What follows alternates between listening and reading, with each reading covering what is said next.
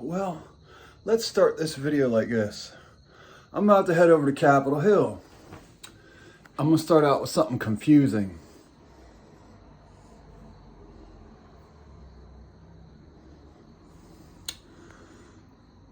Dutch East India Trading Company, Belgium, Denmark, England, France. Some of these names are new. Some of the cultures are ancient. Well, what gives? They come over here and they change all these continents up and make up lies about what happened and the years and the dates and even the names and the imaginations of people with the Nina, the Pinta, and the Santa Maria and all those other fun, stupid things that they lie about. And check this out. CO is the abbreviation for company.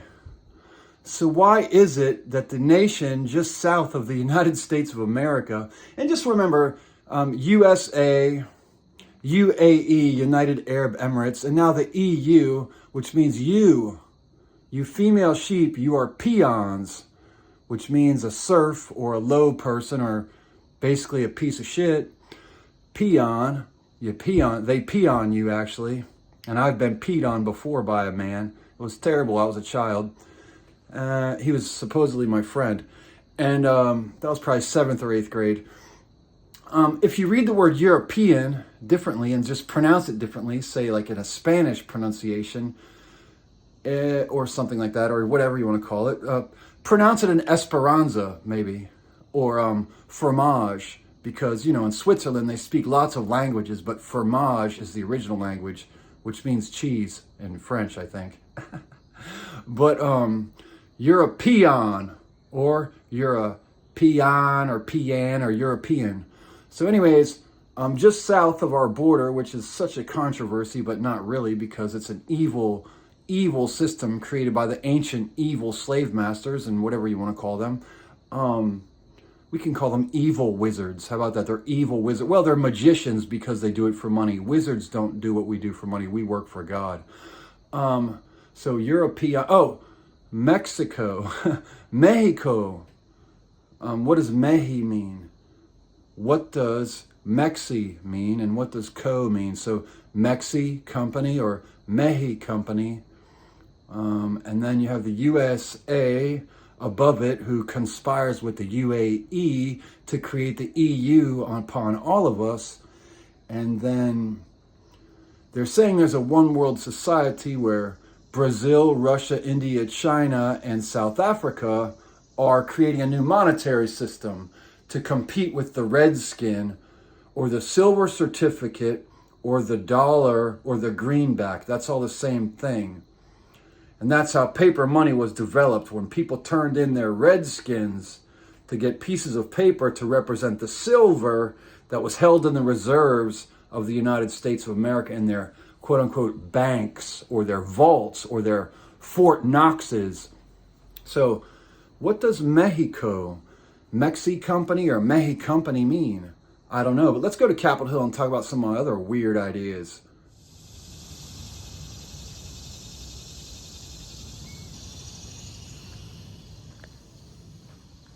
Hey, let's go to Capitol Hill.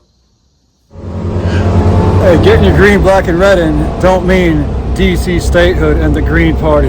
It means Marcus Garvey and a lot more important shit than that dumbass sign right there that they've tried to make a travesty of the real shit right there. And that's the truth. That's straight up truth. That's truth from Washington, D.C.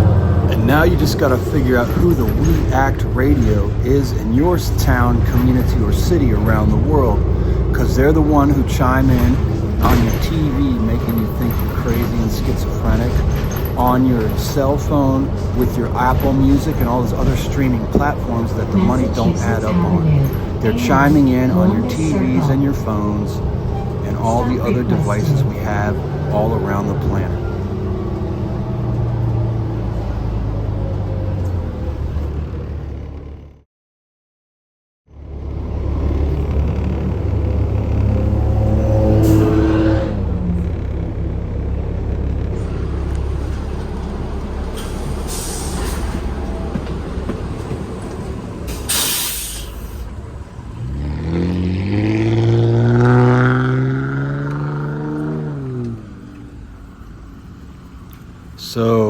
If a king decides to marry a woman on earth who already has a child with another man or children with other men, when that king goes to heaven, does that woman he married bring her children and other men to heaven with him?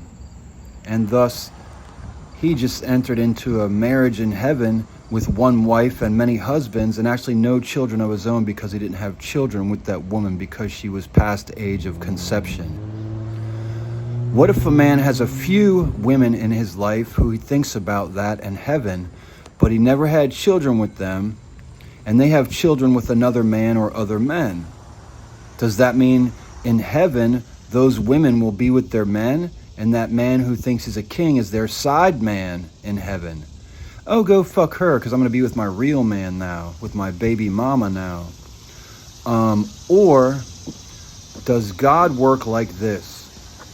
If those children with that woman are from men who are no good on earth and who don't even want that woman or those children in their life on earth, will the women and the children, when they die, go to heaven with the father who didn't want them in the first place here on earth?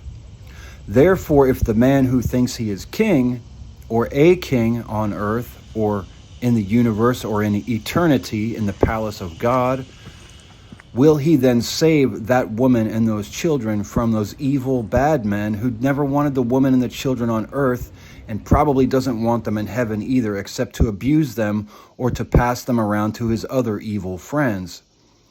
These are the kind of things that I ponder, but yet only God knows, because I'm still here on earth, and though I feel and believe I do go to heaven when I sleep temporarily, I truly do not know what will happen when I die. And actually, none of us know what's going to happen when we die. And so, if you live on earth, what is the first law? And all seem to believe at this new time when we are eliminating evil on earth, and that is my job to do that with justice, using legislation and laws rather than craziness and chaos in the streets, which seems to be this first ideation of this group of people thinking chaos in the streets is the answer.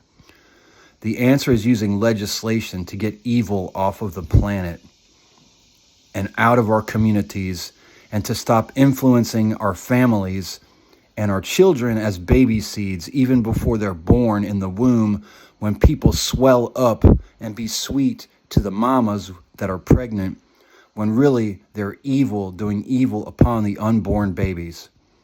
These are my questions. Well, some of them. Check out this other ideas too. And if I could find what I'm trying to say, Snoop Dogg is upset because the money for streaming of his music is not adding up. Oh, and I'm just going to read this as quickly as possible for time's sake. About money that seems stolen. Snoop Dogg reports online that live stream music royalty payments ain't adding up. In prayer, I discern this. If a contract notes full playtime of the original artist track or remix, yet contracts also include the statement of good faith, actually a confusion or lie, noting an artist cannot be paid out of good faith if their music is browsed or scrolled rather than fully consumed by the consumer or customer or patron, then no royalty is due if it's not fully streamed, if it's just scrolled or browsed. This is also if other programming or platform interrupts the music, thus not a full play, such as, commercials or whatever your computer does. However, the money doesn't add up because the new digital platform programming is often interrupted for reasons of national security, where live jump-ins or live karaoke assassins delude their digital targets with singers and musicians who cut into your streaming, whether it's on your TV, whether it's on your Apple Music or some other music platform like Bandcamp, or whether it's something like a company like Limelight that jumps into your Instagram and actually has live eyeball and mouth actors and people who put fake words in the mouths of the people who are sponsored by Limelight and other companies on the internet, who are also associated with groups like TMZ and stuff like that. So you have to look at the roots of these companies and who owns them, who designed them, and whose parents and grandparents they were. And a lot of them come from the root of Reston, Virginia, where I'm from. Oh, let me find one other piece I was looking at here about science. It's on the next page. Of the birth of science, which is silence with an invisible and silent L. In modern life, men pass on the blame to avoid the guilt of their bad and sometimes evil actions. In fact, they cover their evil more through blaming women, their wives and daughters, really, while also planning and then enacting their plots alongside men who prefer male wives and women who prefer female husbands. Today, an example of how science has manipulated ancient alchemy, which is chemistry, which is drugs or pharmaceutical companies, so as not to be detected in drug tests simply by affecting covalent electrons or other minutiae of the molecular level structure. Then they mask it with false words and deceptions of language used by authorities to control the populations that they lead. As in point, the Brew Dairy Farm in the area of Racine, Wisconsin in the United States. So the Brew Dairy Farm is run by men, but they pass it off on the women by calling it brew. And the Brew Dairy Farm in Racine, Wisconsin is an exact example of where they practiced on the dairy products and then sent them out to all the people nationwide. You can look at any ancient evil methods of using drugs to control people, and science is just creating more versions of them. And one other thing I was thinking about too, what if it's not just the particulates in the air that are intoxicating us, which I believe are called isolates? What if it's not just the particulates, which can be given to you in different delineations, such as 30 milligrams or 100 milligrams or 5 milligrams? If it was in a pill, that's what it would be called. I don't know what it's called in the air. Parts per million. Sorry, it's called parts per million when it's an isolate in the air. With this being said, what if also, if your place was newly renovated and those isolates and particulates in the air might interact with, say, the appliances or the flooring or the paint you choose for the use of your construction products? Therefore, someone who does not have certain paint and flooring only gets maybe 5 milligrams or parts per million. Whereas if you have the flooring in your apartment, well, then you get 50 parts per milligrams because the particulates or the isolates in the air interact with your flooring or the other household products. Maybe it's your appliances. Or maybe when the man comes to give you a checkup on your air conditioning unit, he's just putting some really highly concentrated drugs in there. I don't know. And do you really think if I was in trouble with the law, I could sit up here on the steps of Capitol Hill with the federal police riding around me at all times? The simple answer is no. So whoever's been lying to the people, it's Reston, Virginia, and their diplomatic connections worldwide. And now you look at the names and the times and all the time frames, and you really realize that, well, these ancient books that are thousands of years old was really, they were created, and that's the Library of Congress right back there. Those books were actually created for the so-called Revolution of 1776. And through massive mind control, they thought they were going to get away with it. And if they get away with it, it's no one's fault but the military's at this point.